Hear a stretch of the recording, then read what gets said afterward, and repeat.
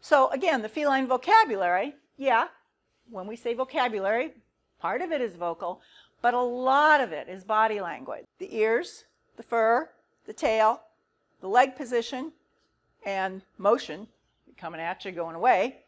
The other thing that's really important is scent, and we will get to a whole area just on scent and why this is really important with cats and why we have no clue what the world they're living in. And then we have little tiny other ways of communication. So, vocal. It is actually a fact that cats in feral colonies very seldom say anything to each other in terms of a meow, an utterance. They may do a little chirp. Everybody knows what the chirp is. That's kind of, hi, happy to see you. They may, in extreme situations, maybe do a hiss, although a colony is usually a kind of a family unit, so they're all fairly happy with each other. Hisses, they don't need to go there. But the meows, all the ways our cats talk to us at home, that's because they've gotten so frustrated that we can't read them, that they've said, oh my God, I guess these people are so stupid. We have to make noise to be understood. And even then, sometimes we don't get it, okay? So the meow for cats when they're interacting with people, depending on who you talk to, maybe 12 different sounds, 16 different sounds, whether it's, different meows. We all know our own cats, but it's not a great way of communicating with a cat that you don't know. Because this meow that says, oh, I need food, might be different from your cat's meow that says, I need food. So it's very, very hard for us to interpret it. I do want to point out the hiss. A lot of people think the hiss is a sign of aggression. Oh, that's a mean cat. Oh, he's going to go for you. Oh, watch out. He's mean. Okay? The hiss is not necessarily a sign of aggression, but what it is it is a sign of, hey, pay attention to me. If you want your cat to stop jumping on the counter, you can say, no, no, no, no. But I guarantee you, when you go, that cat's going to go, oh, what does she want? Okay? May not pay attention to you. I'm not guaranteeing that it'll actually get down off the counter. But it draws the attention of the cat. So if it's an inter-cat reaction or interaction, a hiss means, hey, pay attention to what I am saying here, because I'm either scared and I want you to back off, or I'm mad and I want you to go the other direction. So that's what a hiss is. A hiss gets the attention. And we can use this with our own cats to train them to stay off counters or not go in, over there, or not bother us at a certain time. Just get their attention, go, tss. I've seen, if we had a cat in the room, the cat would be like, what is she doing? What? But what we want to be careful of in a shelter situation is that we don't use it accidentally, because we want to get their attention. If they're doing something, you can give them a little, tss, that's not right. And that's really, really good way to do it, because it's in their language. It's not, no, no, no, no, no, and the cat's hearing, no, no, no, no. It's in their language. Usually when the cat is hissing, it means it's nervous. It's vulnerable, something's upsetting it. It's trying to get either the attention of the other cat to say, hey, I think that's close enough, or the attention of the person to say, you know what, I'm not happy with whatever it is that you're doing. So pay attention to it. And sometimes they're just a Burmese. Does anybody have a Burmese? It's so funny. I'm from Iowa, and we didn't see a lot of Burmese up here, and so I come down here, and we have quite a few Burmese that come in. They're purebred cats, and they'll just hiss at the drop of a hat if they're the slightest wee bit nervous. It's like, yeah, you're just a Burmese, and they don't, they're not going to follow up with going for you, even if they're just very, very nice cats. But sometimes it's just a Burmese thing. The purr. This is something that you may have heard that cats do when they're happy. And you have also may have heard that cats may purr under signs of distress. times of distress. It can be a self-soothing thing to them. But I've been a cat veterinarian now for 12 years. I've seen a lot of sick cats. I've seen a lot of dying cats, unfortunately. But they don't often purr when they're sick or when they're ill. They really purr when they're happy, when they're content, when they're with the people that they love or the other kitties. So especially with people. They don't actually purr very much to other cats. They can. Mom and kittens, mom will be purring. But basically it's something that they do because they're happy with us. And I think that's awesome. So we'll go to body language. Let's see. Does this work? The general body stance in the fur, first of all. The tail. The ears. You'll notice there's stars near the ears. Well, that'll be important. Eyes, mouth, and whiskers. So the general body stance. This is a chart. Okay. This chart was around in the 1980s when there was no such thing as people talking about animal behavior. But it was starting. There was a feline behaviorist who is still around who is excellent. And I'm sure I saw this chart back in the day when she came to talk about us. I don't think it's a great chart, but what it shows is there are a lot of different body positions. This is a normal kitty. This is more aggressive as it goes this way. This is more scared as it goes down this way. We've all seen the kitty that's just totally scared, hunkering down in the corner. But then there's all these different positions till the scared and aggressive. This means this is probably a cat that's cornered, has no other options. This is the one that we will talk about just in a minute, that is truly aggressive. It doesn't have any fear. This cat is, at this point anyway, an aggressive kitty. So this is a confident body language. The ears are up, the body is relaxed, the tail's up. This is not confident body language, okay? This kitty is scared. You can see the fur is up. They call it piloerection. This is obviously, or that has been interpreted as, the cat tries to make itself look larger because whatever is threatening it, it wants to say, hey, you can't threaten me because I'm really big. They will actually turn their body sideways, as this cat is doing, puff all up. But this is not a confident cat. This cat is not going to go for you. This looks like a big dog with its tongue lolling out here. Either the cat has met the dog before or just in general thinks it's a threat.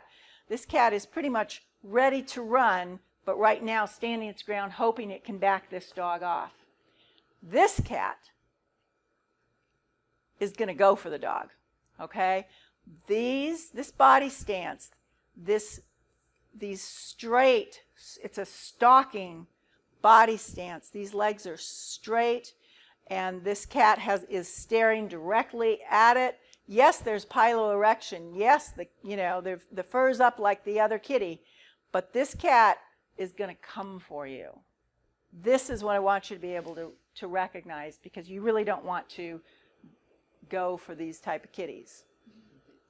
Again, we see the straight legs here. This is the aggressor cat. This cat's like, I'm really thinking I'm about ready to get the heck out of here. Most of the time, the quote-unquote aggressor cat versus less dominant cat in a shelter situation, the reactions are going to be a lot more subtle. But I want you to know what, all out looks like, so that then we can start. You'll just be amazed. You'll never look at cats the same way again, probably. This kitty, even though it says fight here, this cat's not the one fighting. This one, if you could see his legs, they're going to be pretty straight. He's stalking. He is going to go for this little kitty. This is the scared Halloween cat. And the scared Halloween cat is usually, you can see he's down on his legs and he's ready to leave at a moment's notice. So this kitty is not the dominant one. This one is the dominant one. Okay, this is a really interesting slide. I love this slide. This kitty's legs are really straight. He's got some piloerections, so does this kitty. I can't see because this kitty's in this direction, but I'm betting his legs are straight too. The ears are about the same position. They're both staring at each other. This is a standoff. These cats, I don't know if any of you have ever seen the videos on YouTube of cats that are kind of basically the standoff situation, and they'll growl, they'll get to a meow, they'll start almost screaming, but they're like this. Both of them, neither one are ready to back down. This can go on.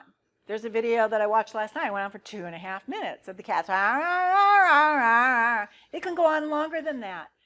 It is very maladaptive for cats to enter a fight like that because they're going to get injured. If they were in the wild, there's nobody to tend for them. They may die. So body language is their way of getting their point across, but hopefully not getting injured. These cats, somebody's eventually got to walk away, but it might take a while. And a lot of times it's not because of a physical altercation. They are just getting their point across. It's kind of like, I'm going to argue with you. I'm not going to go out and hit you because that's going to have really negative ramifications for me. And then we have the happy cat. That's my kitty. She's very happy, very relaxed. Okay, so ears. Ears are very important. That's why I had 4 stars on the ears. People have 12 muscles to smile, 10 to frown. The face and certainly the mouth is really important to us to communicate. Cats have more muscles than that in their ear. The ears are a really big communication factor for the cat, and it's good for us because we can see the ears across the room. One reason I'm not going to spend a lot of time on the eyes is because, one, it's really hard across the room to see whether those cats' eyes are dilated or constricted. And 2, it happens like that. It's so fast. But the ears are more subtle. They're gonna change, and they're really, really going to give you an indication of what's going on with that kitty. Again, we have the chart that's again been around, I'm sure, for a while. The aggressive cat, the ears are going to be more out to the side. I'll talk about that in a little bit, show you better pictures. The scared cat, the ears are going to be back against the head. And then this is the cat that's both scared and aggressive. Okay, these along here, pretty scary cats, but those aren't great pictures. This is a little bit better picture. Relaxed, attentive, fearful, aggressive. And we're going to talk about this part where fear turns into aggression. This is a relaxed cat. You can see the insides of their ears. You can see there's little hairs that come out of the insides of the ears. That's a great sign. This kitty is relaxed, ready for anything. This is a little more alert, but again, you're seeing the hair coming out of the insides. You're seeing the inside of the ear. She's like, okay, I'm happy.